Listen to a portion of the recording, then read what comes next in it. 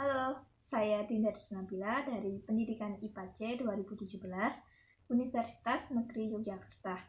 Nah, pada kesempatan hari ini kita akan membuat tutorial pembuatan sabun cair. Selain membuat desinfektan dan hand sanitizer, untuk program KKN saya di Dusun Seraten, Kabupaten Magelang, saya akan membuat sabun cair. Alasan saya membuat sabun cair yaitu masih minimnya ketersediaan sabun cair di depan rumah warga, di pos kampling, dan di masjid. Yuk kita lakukan bersama-sama dan perhatikan ya.